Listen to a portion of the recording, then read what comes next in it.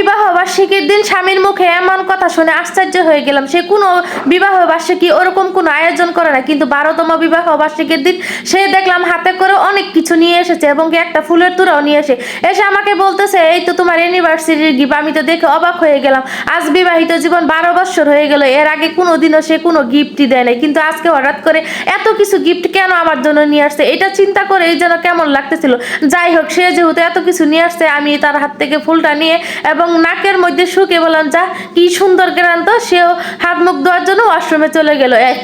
পর আসার পর আমরা দুইজনে একসাথে কেক কাটলাম। কেক খেতে খেতে সে আমাকে বলতেছিল, আমি যদি কোনো একটা মেয়েকে বিয়ে করি তুমি কি মন খারাপ করবে? তখন আমি বললাম, আমি যদি তোমাকে সন্তুষ্ট করতে না পারি, তুমি যদি অন্য একটা মেয়েকে বিয়ে করতে চাও তাহলে করবা, কেন আমি এতে মন খারাপ করবো? আমি চাই তুমি সুখী থাকো।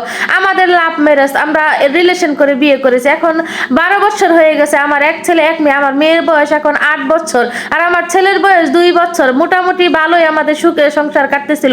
আমার হাজবেন্ডের একটা দোকান আছে নিজস্ব, সে এখানে প্রতিদিন বসতো। তার মুখে এমন কথা শুনে আমি তো তখন হাসি ঠাট্টায় ভাবলাম হয়তো সে আমাকে মজা করে বলেছে, কিন্তু এর 1 মাস যেতে না যেতে আমার হাজবেন্ডের ভিতরে কিছু কিছু পরিবর্তন আমি লক্ষ্য করলাম। সে অনেক রাত্রে বাড়ি আসে এবং রাত 2টা 3টা, অথচ দোকান 7টা 8টা বাজে বন্ধ করে। এই 7টা 8টা বাজে দোকান বন্ধ করে সে কোথায় যায় আমি কিছুই জানতাম না। আমাদের যেহেতু জয়েন্ট ফ্যামিলি ছিল, আমার শ্বশুর শাশুড়ি সবাই থাকতো, তার জন্য আমি তাকে কোনো কিছুই বলতে পারতাম না। তবে সে আমাকে অসম্ভব ভালোবাসতো। তাকে কোনো কিছু জিজ্ঞেস করলে বলতো সে কাজের জন্য বাইরে থাকে। এভাবে যখন আরো 1টা মাস কেটে গেল, তখন দেখলাম সে রাতে এসে বাসায় ভাতও খাচ্ছে না। তখন তাকে আমি একদিন জিজ্ঞেস করলাম, কি রে তোমার কি হয়েছে, তুমি কেন রাতে এসে ভাত খাচ্ছ না? তখন সে আমাকে বলতো, আমার খিদে নাই। এভাবেই আরো 1টা সপ্তাহ কেটে গেল। 1টা সপ্তাহ পর একদিন আমি রাত জেগে বসে আছি। আজকে কয়টা বাজে আসে আমি দেখবো, মেয়ে ছেলে সবাই ঘুমিয়ে গেছে। আমি একা একা ড্রয়িং রুমে বসে মোবাইল দেখতেছিলাম। তখন রাত বাজে 2টা। তখন দেখলাম কলিং বেল বাজতেছে। এরপর যায় দরজাটা খুলে দিলাম। দরজাটা খোলা মাত্র সে রুমে প্রবেশ করলো। রুমে এসে হাত মুখ ধুয়ে সে শুতে যাচ্ছিল। তখন আমি তাকে জিজ্ঞেস করলাম, কি রে তোমার খিদা লাগে না, তুমি খাবা না? আমার এই কথাটা শুনে সে টেবিলে এসে বলল, কি রান্না করেছে ঠিক আছে দাও, আমি অল্প করে দিও, আমি কিন্তু খেয়ে এসেছি।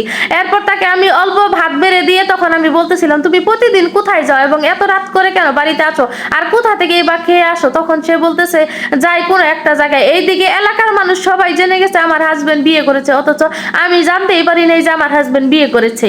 পরের দিন এভাবেই চলে গেল। আমি যখন আমার ছেলেকে নিয়ে স্কুলে যাচ্ছিলাম, পাশের বাড়ির এক আন্টি বলতেছিল, তুমি কি জানো তোমার হাজবেন্ড একটা বাড়িতে প্রতি রাতেই বাড়ি থেকে বের হয়ে আসে? তখন আমার একটু খটকা লাগলো। আমি তখন মানুষকে চুপ করানোর জন্য বললাম, হয়তো আন্টি আপনি ভুল দেখেছেন, আমার হাজবেন্ড এরকম কোনো কিছু করতেই পারে না।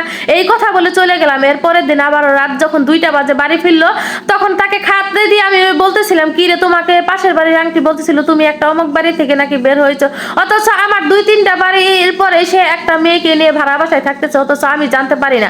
এই কথা জিজ্ঞাসা করার পর সে তখন নির্দ্বিধায় এবং স্বীকার করে, হ্যাঁ আমি বিয়ে করেছি, আমার সংসার হয়েছে, আমি সেখানেই যাই। তার সাথে পুরো রাত থাকতো না, অর্ধেক রাত পর্যন্ত থেকে সে আমার কাছে চলে আসতো। এভাবেই এই কাটতেছিল। এরপর তার থেকে আমি যে কষ্টটা পেলাম, আমি হুট করে তার সাথে কথা বলা বন্ধ করে দিলাম।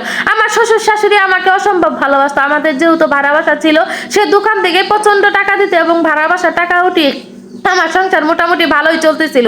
এভাবেই চলে যাচ্ছিল। পরে আমি মেয়েটার সাথে কথা বললাম, মেয়েটার পায়ে পর্যন্ত ধরেছিলাম, বলেছিলাম, তুমি আমার সংসারটা ভেঙো না বোন, আমার এক ছেলে এক মেয়ে আছে। তখন মেয়েটা বলেছিল, আপনার যদি ক্ষমতা থাকে আপনি আপনার স্বামীকে আটকান। সেও ঠিক কথাই বলেছে, যদি আমার ক্ষমতা থাকে আমি আমার স্বামীকে আটকে রাখবো, মেয়ের উপর কেন দোষ চাপাই দেবো? এরপর আমি ওই মেয়েটার থেকে চলে এসেছিলাম। তারপরে আর ওই মেয়েটার সাথে আমি কোনোদিনও কথা বলিনি। ওই মেয়েটার এর আগেও নাকি 2টা বিয়ে হয়েছিল। এভাবেই যখন আরো 3-4টা মাস কেটে গেল, একদিন হুট করে শুনতেছি ওই মেয়েটা নাকি আরেকটা ছেলের সাথে পালিয়ে গেছে।